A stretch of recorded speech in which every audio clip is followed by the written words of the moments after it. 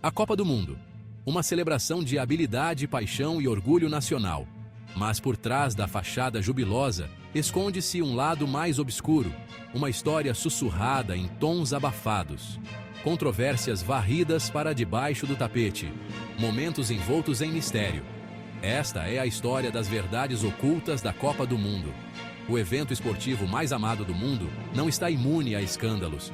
Por trás dos gols e da glória, persistem rumores de corrupção e conspiração.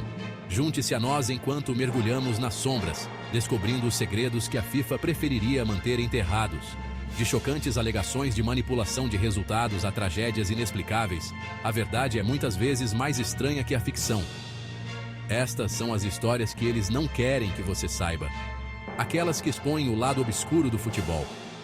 Prepare-se, pois a jornada será perturbadora. A verdade muitas vezes é 1950. Brasil. O Maracanã, um monumento à ambição futebolística brasileira, aguardava a partida final da Copa do Mundo. O Brasil, o grande favorito, precisava apenas de um empate contra o Uruguai para conquistar seu primeiro título. O palco estava montado para um carnaval de celebração. A vitória era quase certa. A atmosfera vibrava com expectativa. Milhões ouviam em rádios por todo o país. O estádio, com quase 200 mil torcedores fervorosos, pulsava com energia nervosa. Quando o Brasil marcou no início do segundo tempo, a euforia explodiu.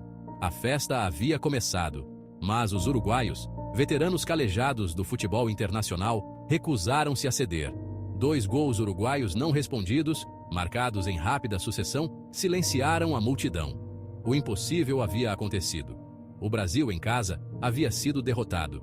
O Maracanã, que deveria ser um palco de triunfo, tornou-se um símbolo de desgosto nacional.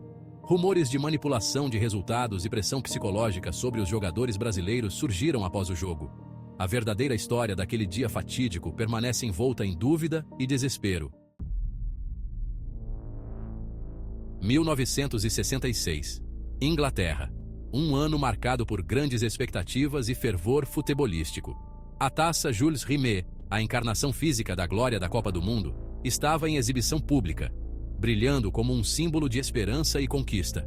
Um farol de orgulho nacional antes do torneio. As pessoas se reuniam para admirar o troféu, sentindo-se parte de algo maior. Então, o desastre aconteceu. O troféu mais cobiçado do mundo havia desaparecido, roubado em plena luz do dia. O pânico se instalou. Acusações voaram.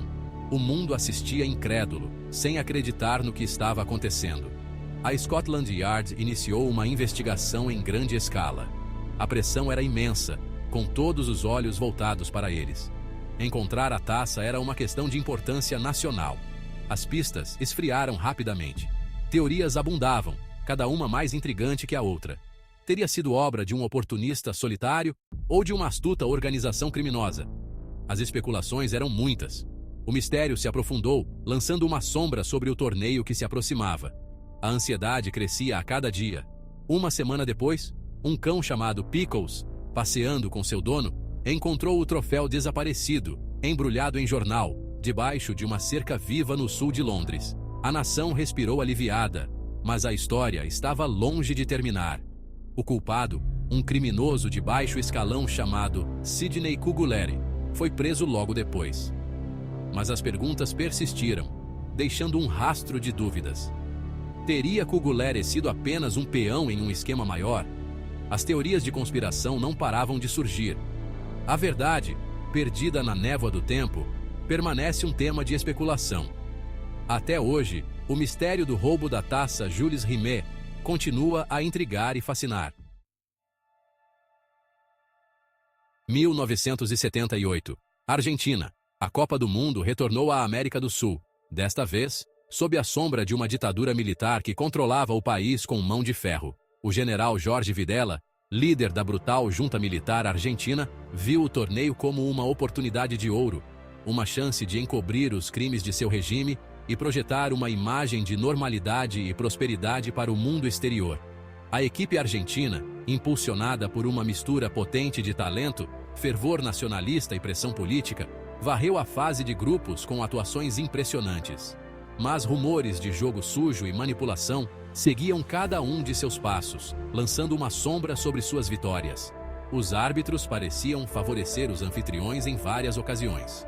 Os oponentes reclamaram, mas suas vozes foram abafadas. A pressão sobre a equipe argentina era imensa, com a expectativa de vencer a qualquer custo. Vencer a qualquer custo exigia a junta militar, que não aceitava nada menos que a vitória. Em uma final politicamente carregada e tensa, a Argentina enfrentou a Holanda, um dos times mais fortes do torneio. Os holandeses, sem o jogador estrela Johan Cruyff, que boicotou o torneio em protesto contra o regime, lutaram bravamente e mostraram grande resistência. Mas, apesar de seus esforços heróicos, não foi o suficiente para superar a equipe argentina. A Argentina, impulsionada por uma torcida fanática e abastecida por uma arbitragem duvidosa, triunfou por 3-1.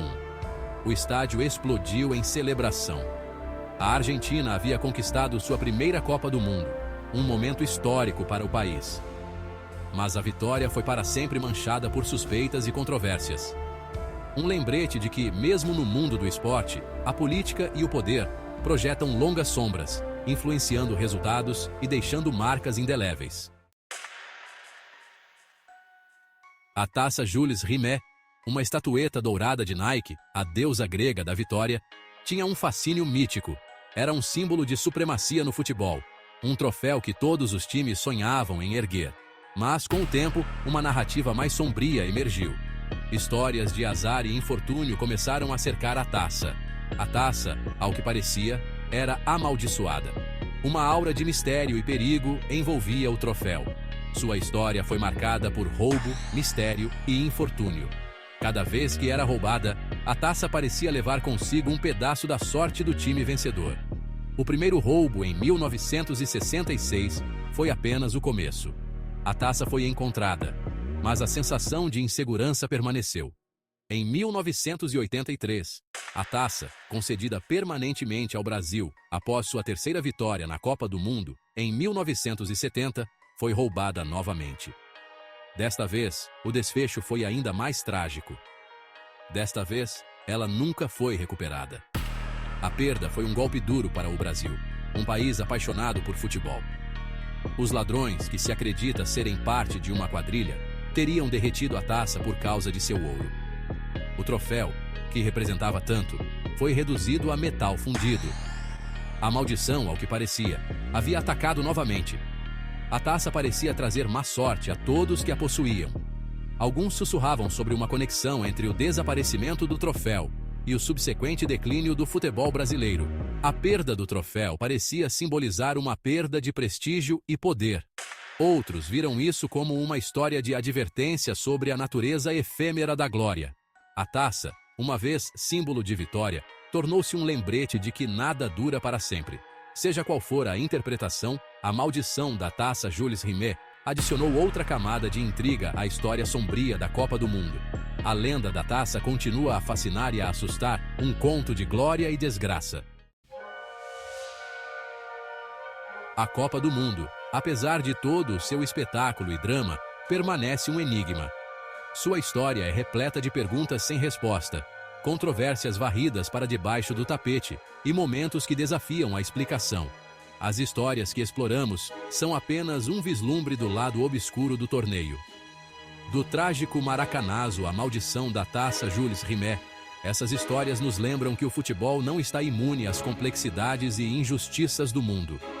Elas nos desafiam a olhar além da superfície, a questionar as narrativas que nos são contadas e a confrontar as verdades incômodas que se escondem por baixo. Enquanto a Copa do Mundo continuar a cativar bilhões, os rumores de escândalo, as sombras da dúvida e o fascínio do desconhecido persistirão. O futebol, ao que parece, está para sempre entrelaçado com seu lado negro. E é nessa tensão, nessa eterna luta entre a luz e a sombra, que reside o fascínio duradouro da Copa do Mundo.